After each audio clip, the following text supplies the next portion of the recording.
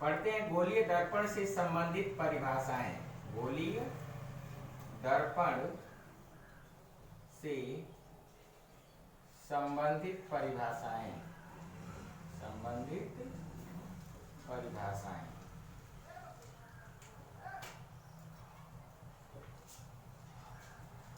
सबसे पहले हम बात करते हैं गोलीय दर्पण की, जिसमें गोलीय दर्पण हम जानते हैं कि दो प्रकार के होते हैं। और गोलीय दर्पण ऐसा दर्पण जो खोखले गोले को काटकर बनाया गया होता है।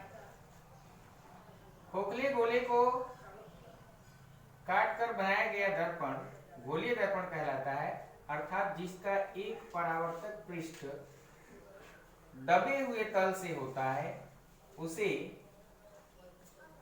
अवतल दर्पण कहते हैं। उसे ही अवतल दर्पण कहते हैं। हम बात करेंगे इसमें, यह जो किया गया है, जो कलई किया हुआ दिख रहा है, इसको इसके ठीक विपरीत यानी दूसरी दिशा में परावर्तक पृष्ठ होता है। परावर्तक पृष्ठ होता है और इस पूरे हिस्से को अर्थात जो गोलीय कांच होता है उसको द्वारक भी कहते हैं। परावर्तक पृष्ठ को ही दूसरा नाम द्वारक भी है। इस परावर्तक पृष्ठ के मध्य बिंदु को P से प्रदर्शित करते हैं, जिसे ध्रुव कहते हैं। तथा यह गोलीय कांच जिस गोले का भाग होता है, जिस गोले का भाग होता है, उस गोले के केंद्र को C अथवा इस दर्पण का वक्रता केंद्र कहते हैं। इसी प्रकार वक्रता केंद्र और ध्रुव को मिलाने वाली रेखा मुख्य अक्ष कहलाती है। मुख्य अक्ष कहलाती है। अब तीसरी चीज आगे है कि दर्पण के मुख्य अक्ष के समांतर, यानी ये दर्पण के मुख्य अक्ष के समांतर जाने वाली किरणें दर्पण से टकराने के पश्चात मुख्य अक्ष को जिस बिंदु पर काटती हैं उस बिंदु को फोकस बिंदु कहते हैं तथा इस तल को फोकस तल कहते हैं। इस तल को क्या कहते हैं? फोकस तल कहते हैं। फिर यह गोलीय दर्पण का भाग जिस गोले का भाग होता है, यह गोलीय दर्पण जिस गोले का भाग होता है उसकी त्रिज्या को यानी C और P से लेकर CP को वक्रता त्रिज्या कहते हैं।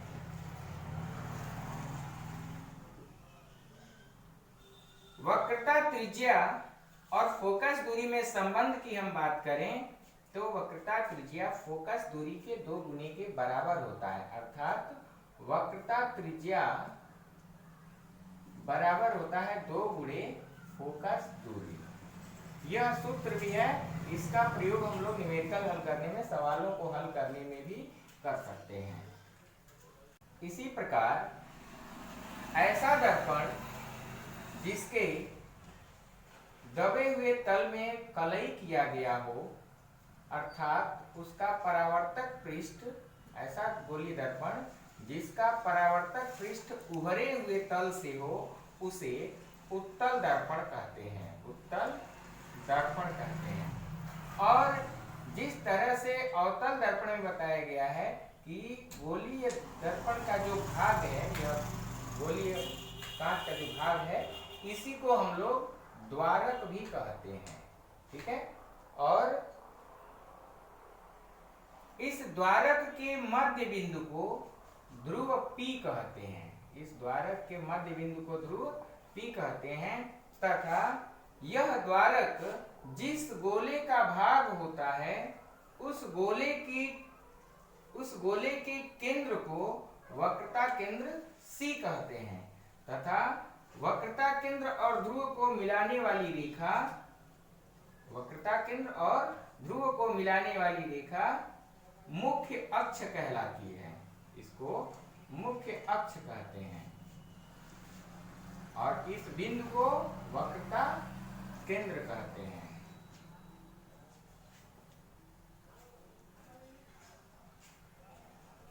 दर्पण के मुख्य अक्ष के समांतर, ध्यान दीजिएगा, यह परावर्तक पृष्ठ है। किरणें हमेशा परावर्तक पृष्ठ की तरफ से जाएंगी, ऐसा नहीं करेंगे कि इधर से डाल दें।